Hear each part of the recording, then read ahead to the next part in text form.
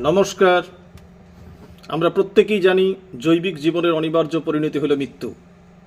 তাই আজকের আলোচনার বিষয় এই মৃত্যু নিয়েই। আজকের আলোচনার বিষয়বস্তু মৃত্যু চিন্তার প্রাসঙ্গিকতা। তবে বলে রাখা ভালো, আজকের দিনে যারা মৃত্যু নিয়ে কথা বলেন বা মানুষকে মৃত্যু নিয়ে ভাবতে বলেন, সমাজের একটা বৃহৎ অংশ তাদের নৈরাশ্যবাদী আখ্যা দেন। কাজেই আমি একজন নৈরাশ্যবাদী কিনা তা বিচারের দায়িত্ব বা ভার আপনাদের হাতে অর্পণ করলাম। এই আলোচনার শেষে আপনারাই সেই সিদ্ধান্ত নেবেন। আসুন তবে মূল আলোচনায় প্রবেশ করা যাক। মৃত্যু একটি শব্দেই মানুষের সমস্ত অহংকার, জ্ঞান, ক্ষমতা, ধর্ম হঠাৎই যেন থেমে যায়। যে মানুষ এক মুহূর্ত আগেও ভাবছিল সে সব জানে, মৃত্যুর মুখোমুখি দাঁড়িয়ে বুঝতে পারে সে কিছুই জানে না। আসলে অনন্তের এক ক্ষণিক প্রতিচ্ছবি সে। এটাই মৃত্যুর নীরব শিক্ষা। মানুষ মৃত্যুকে ভয় পায় কারণ মৃত্যু তাকে তার সীমাবদ্ধতার কথা মনে করিয়ে দেয়। আমরা প্রতিদিন পরিকল্পনা করি, এমনভাবে কল্পনার রাজ্যে ভবিষ্যৎ সাজায় যেন মৃত্যু কেবল অন্যের ব্যাপার। কিন্তু মৃত্যুর চিরনিশ্চয়তা প্রতিদিন নীরবে আমাদের ঘিরে রাখে। তবুও এই ভয়ই জীবনের তাগিদ তৈরি করে। যদি মৃত্যু না থাকতো, আমরা কখনো সময়ের মূল্য বুঝতাম না, ভালোবাসার অর্থ বুঝতাম না, কিংবা এক কাপ চায়ের উষ্ণতাকেও পবিত্র ভাবতাম না। মৃত্যু আসলে জীবনের সীমানা টেনে দেয় না, বরং সে শেখায় এই মুহূর্তটাই সব। মৃত্যু ভয় আমাদের অস্থির করে তোলে, কিন্তু সেই ভয়ের ভেতরেই লুকিয়ে আছে গভীর সচেতনতা। আর তা হলো আমি বেঁচে আছি, আর এই বেঁচে থাকা এক অলৌকিক ঘটনা। আজকের সভ্যতা মৃত্যু নিয়ে কথা বলতে চায় না। আমরা তাকে হাসপাতালে সাদা পর্দার আড়ালে রাখি, শোককে সামাজিকভাবে অস্বস্তিকর বলে ঘোষণা করি, এমনকি বৃদ্ধত্বকে লুকিয়ে রাখি যেন বয়স না মনে পড়ে। এ যেন এক সমষ্টিগত ভণ্ডামি। আমরা সবাই জানি জীবনের শেষ আছে, তবু ভান করি যেন মৃত্যু কেবল অতীতের কোনো কাহিনী।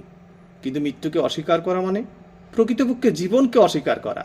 প্রাচ্যের দর্শন যেমন হিন্দু বেদান্ত বা বৌদ্ধ ধর্মের মৃত্যুকে বলা হয়েছে পরিবর্তনের প্রবাহ, জন্মের পরিণতি নয়, চক্রের এক ধাপ।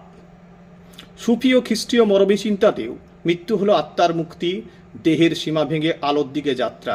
অন্যদিকে পাশ্চাত্য অস্তিত্ববাদ, বিশেষ করে হাইডেগার ও কামু, মৃত্যু চেতনাকে মানুষ হওয়ার প্রাথমিক শর্ত বলে মেনে নিয়েছেন।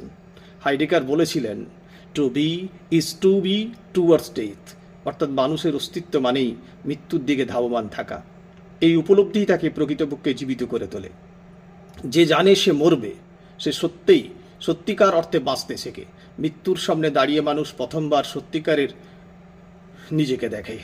সেই মুহূর্তে কোনো উপাধি, কোনো অর্জন, কোনো সামাজিক পরিচয় আর অর্থবহ থাকে না। থেকে যায় শুধু একটি নগ্ন সত্য, আমি কে ছিলাম আর কি রেখে যাচ্ছি। প্রশ্নটাই মানুষকে পরিশুদ্ধ করে, কারণ মৃত্যু মানুষের সব মিথ্যেকে খুলে ফেলে। যে মানুষ মৃত্যুর কথা ভাবতে জানে সে প্রতিদিন কিছুটা সৎ হয়ে ওঠে। পৃথিবীর সব ধর্ম, দর্শন, সাধনার মূলে এই শিক্ষা, নিজেকে মৃত্যুর জন্য প্রস্তুত করো। এই প্রস্তুতি মানে মৃত্যুকে ডাক দেওয়া নয়, বরং এমনভাবে বাঁচা যেন মৃত্যুর মুখে আত্মা শান্ত থাকে। সুফি কবি রুমি বলেছিলেন, মৃত্যু হলো এক দরজা যা দিয়ে প্রেমিক ঈশ্বরের ঘরে প্রবেশ করে। এই প্রেমিকের মৃত্যু ভয়ঙ্কর নয়, সে এক পুনর্মিলনের আনন্দ। আমরা প্রায়ই ভাবি জীবন ও মৃত্যু পরস্পর বিপরীত। আসলে তা নয়, তারা আসলে এক নদীর দুই তীর। জীবন হলো যাত্রা আর মৃত্যু হলো প্রত্যাবর্তন। জীবন যদি বহমান জলে শান হয়, তবে মৃত্যু সেই জলেই বিশ্রাম। তাই জীবন অর্থহীন হয় না মৃত্যুর কারণে, বরং অর্থপূর্ণ হয়। অন্যদিকে মৃত্যুহীন জীবন মানে এমন এক চিরস্থায়ী ক্লান্তি, চিরস্থায়ী দাহ, যেখানে কিছুই শেষ হয় না। আর এই শেষ হয় নাই বলেই কিছু শুরুও হয় না। যেভাবে সুরের সৌন্দর্য নির্ভর করে নীরবতার উপর, তেমনি জীবনের গভীরতা নির্ভর করে মৃত্যুর উপস্থিতির উপর।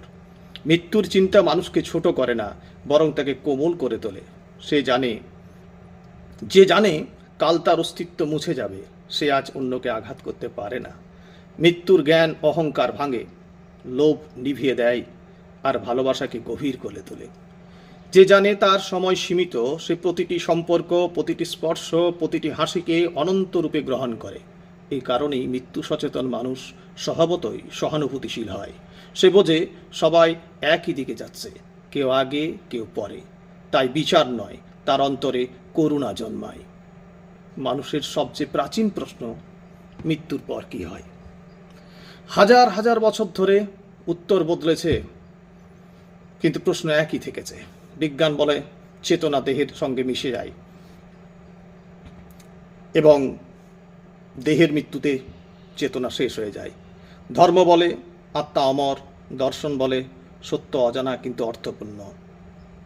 কিন্তু একটি জিনিস নিশ্চিত, মৃত্যু চিন্তা মানুষের মধ্যে সৃষ্টিশীলতা জাগায়। শিল্প, ধর্ম, দর্শন, সাহিত্য সবই এক অর্থে মৃত্যুর প্রতিক্রিয়া। মানুষ মৃত্যু অতিক্রমের স্বপ্ন থেকেই সৃষ্টি করে, ভালোবাসে, প্রার্থনা করে। অতএব মৃত্যু কোনো শেষ নয়, এটি মানব জীবনের কেন্দ্রীয় অনুপ্রেরণা, যেখানে জীবন নিজেকে চিনে নেয়। মৃত্যুর মুখে জীবন নতুন অর্থ পায়।